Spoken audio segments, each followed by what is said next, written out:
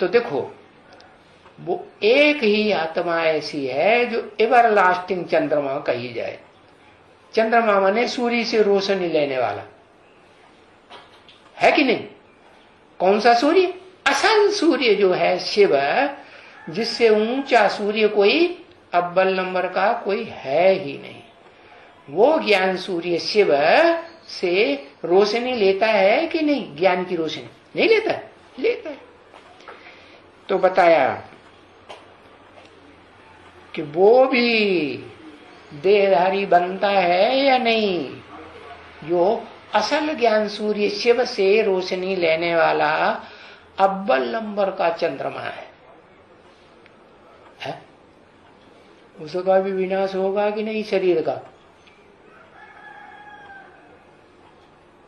कि 5 तत्वों का शरीर रहेगा, ये जड़ शरीर रहेगा?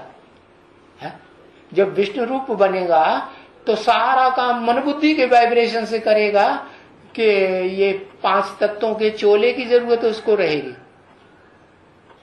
रहेगी कि नहीं रहेगी? ना कि हाँ?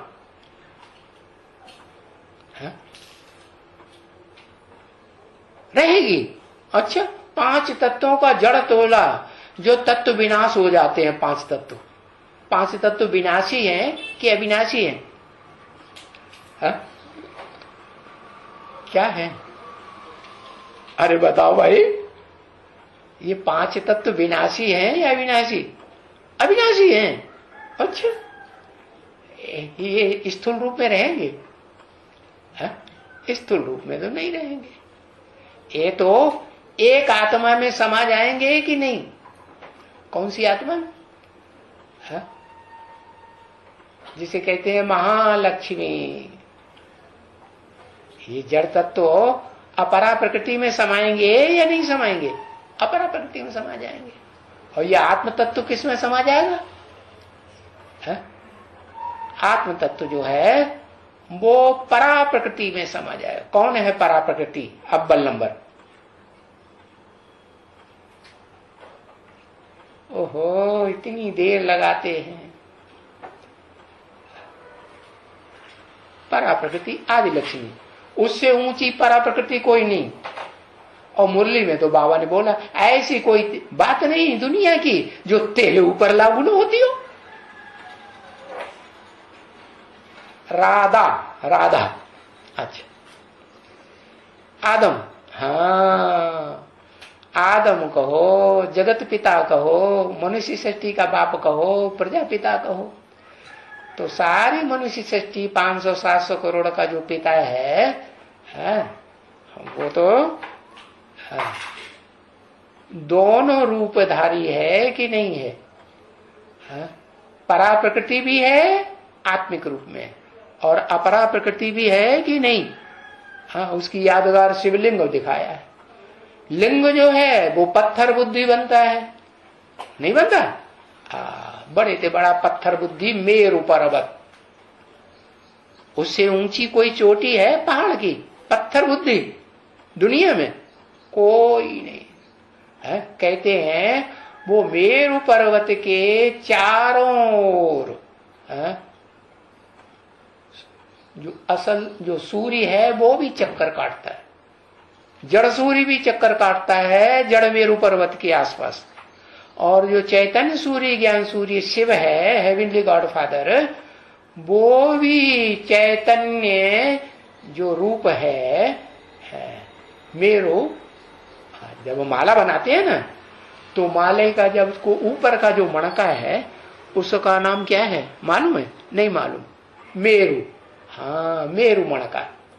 मेरु मणका जो होता है वो 2 मणकों को मिलाकर के एक बन जाता है, विष्णु रूप। क्या जो विजय माला बनती है ना, उस विजय माला में एक मणका ऊपर वाला होता है, सबसे ऊपर, वो 2 मिलकर के एक हो जाता। माने आदि लक्ष्मी आदि नारायण दोनों की स्वभाव संस्कार मिलकर के एक हो गए, तो क्या कहा? विष्णु रूप। तो बताया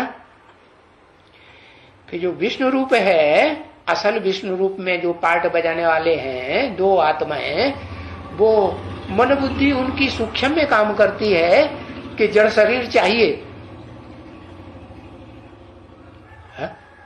जड़ शरीर चाहिए? नहीं चाहिए। वो सब वाइब्रेशन से सारा कार्य करते हैं।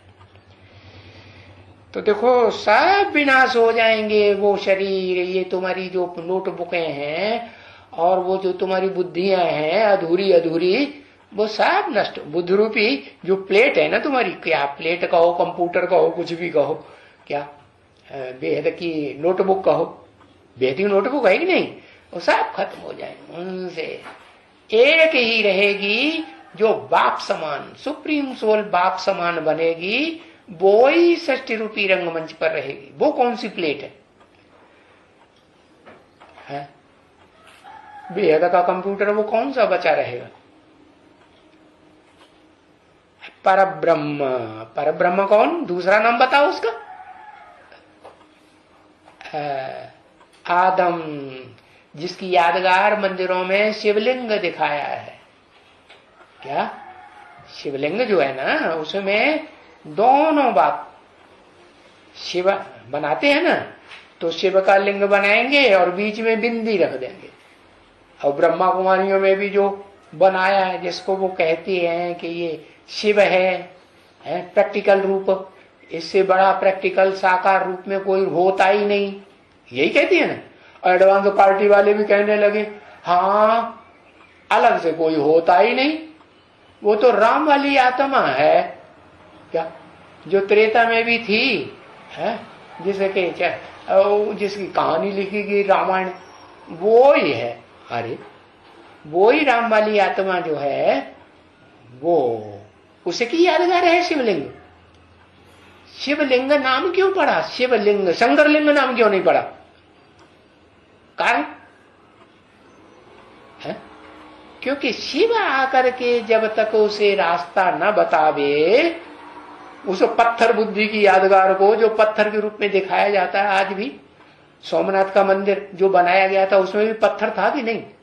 उसमें भी पत्थर के रूप में दिखाया गया था। बीच में हीरा आत्मिक रूप में दिखाया गया है, रोशनी वाला। तो देखो ये जो है, वो जो लिंग बनाया हुआ है, वो तो आदम की यादगार है, जगत पिता की यादगार है। लेकिन उसको भी रास्ता बताने वाली आत्मा कोई है या नहीं है? कौन?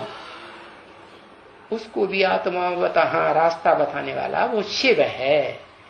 उसको अपना शरीर कभी भी नहीं होता। तो बताया उसको तो अपना शरीर होता ही नहीं। हाँ? तो विनाश होने न होने का सवाल पैदा ही नहीं होता।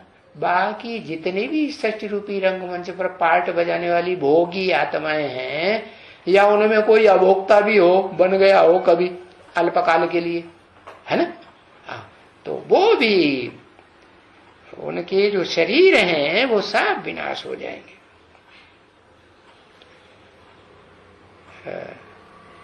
तभी बाप आकर के बच्चों को समझाते हैं, मीठे बच्चों, ये जो कुछ भी इन आंखों से तुमको देखने में आता है, क्या है? चाहे वर्तमान काल में आदम का शरीर ही क्यों न हो, क्या पुरुषार्थी शंकर का ही शरीर क्यों न हो, शंकर पुरुषार्थी है कि पुरुषार्थ पूरा हो गया है? याद करता है, याद के रूप में बैठे हुए चित्र दिखाते हैं ना, तो पुरुषार्थी हुआ ना। हाँ? तो जो भी कुछ देखने में आते हैं, ये देखो किताब भी है, इन आंखों से तो देखने में आती है ना। हाँ? और ये जो शरीर है वो सब खत्म हो जाएंगे, ये भी नहीं रहेंगे। इन आंखों से जो कुछ भी अभी बनाते भी हैं वो भी नहीं रहेंगे। क्या? ओम शांति।